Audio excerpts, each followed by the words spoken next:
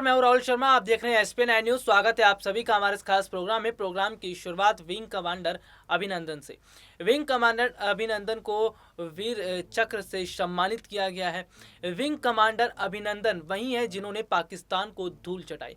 आज इस प्रोग्राम में हम बात करेंगे विंग कमांडर अभिनंदन के साथ जो मौजूद थी महिला, जो उनको बागा अटारी बॉर्डर तक छोड़ने आई थी। आखिरकार वो महिला हैं कौन और आज वो कहां पर मौजूद हैं, और तमाम जानकारियां आज हम विंग कमांडर अभिनंदन से देंगे। जी हां, तो शुरुआत कर चुके हैं हम प्रोग्राम की और मेरे पास बहुत बड़ी खबर है विंग कमांडर अभिनंदन को लेकर। इसके साथ ही इसके जरिए हम आपको बताएंगे कि किस तरह से विंग कमांडर अभिनंदन के साथ जो महिला थी, आज वो महिला कहां है और उन महिला का पहले तो नाम जान लीजिए। दरअसल उन महिला का नाम है डॉक्टर फरीहा बुगाती। महिला का नाम डॉक्टर फरीहा बुगाती है। डॉक्टर फरीहा बुगाती पाकिस्तान विदेश कार्यालय में भारतीय निदेशक है। वह ना तो अभिनंदन की पत्नी है और ना ही कोई रिश्तेदार। जैसे काफी समय से ये सवाल खड़े किए गए थे कि आखिरकार वो कौन है, वो कौन महिला है, तो यहाँ पर स्थिति ये दिखती नजर आई कि बहुत बड़े हद तक तस्वीर क्लियर हो गई। देखिए कौन है डॉक्टर फरीहा बुगाती, ये भी हम आपको बताते हैं। डॉक्टर फरीहा बुगाती एक एफएसपी अधिकारी हैं। यह भारत के आईएसएफ के बराबर होती हैं। बुगती पाकिस्तान में भारत के मामलों को संभालने की एक प्रभारी हैं। यह बिल्कुल भारत के विदेश मंत्रालय के समक्ष है। देखिए आपको बता दें कि डॉक्टर बुगाती पाकिस्तान की जेल में बंद भारतीय नागरिक कुलभूषण जाधव के मामले को संभालने वाले मुख्य पाक अधिकारियों में से एक हैं। और इसके साथ ही पाकिस्तान में जाधव का जब परिवार उनसे मिलने पहुंचा था, तो उस दौरान भी डॉक्टर बुगती मौजूद थी।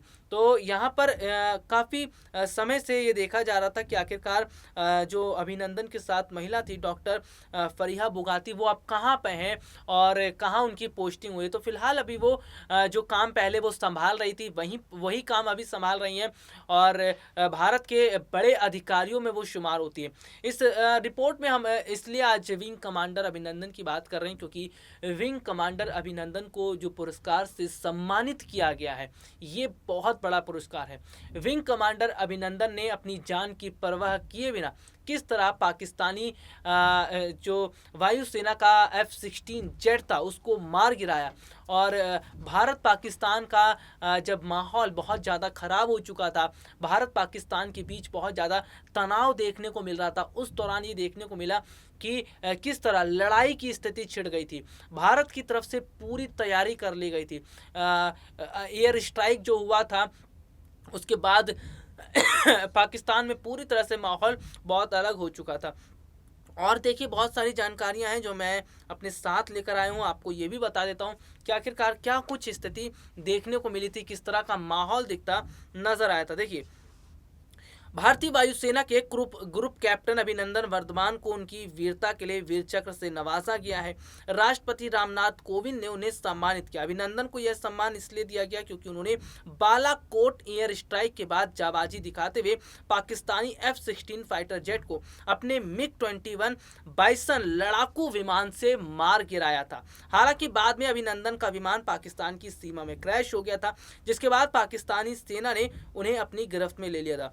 दरअसल विंग कमांडर अभिनंदन जब पाकिस्तान में गलती से चले गए थे, उनका विमान जब वहां क्रैश हो गया था, ये देखने को मिला कि विंग कमांडर अभिनंदन को भारत लाने के लिए देश की जनता एकजुट हो गई। देश की जनता ने खुले तौर पर सरकार को आगाह करना शुरू कर दिया। सरकार से बात करने लगी, गुहार लगाई जाने लगी कि हमारे जाबाज सिपाही विंग कमांडर अभिनंदन को भारत लाया जाए। मोदी सरकार ने फैसला कर लिया कि विंग कमांडर अभिनंदन को भारत लाया जाएगा और इसके लिए पाकिस्तान को एक समय सीमा दी गई, और उस समय सीमा तक अगर विंग कमांडर अभिनंदन को पाकिस्तान भारत नहीं भेजता तो भारत की तरफ से बड़ी कार्रवाई की जा सकती थी, क्योंकि भारत पूरी तरह से तैयार था। बालाकोट एयर स्ट्राइक जिस तरह देखने को मिला, और पाकिस्तान के प्रधानमंत्री इमरान खान पूरी तरह से उनके तो होश उड़ते नजर आए। जो रात को जो एयर स्ट्राइक होता है, पाकिस्तान की जनता को पता नहीं चलता, यहाँ तक कि वहाँ के जो प्रधानमंत्री उन्हें नहीं पता चलता।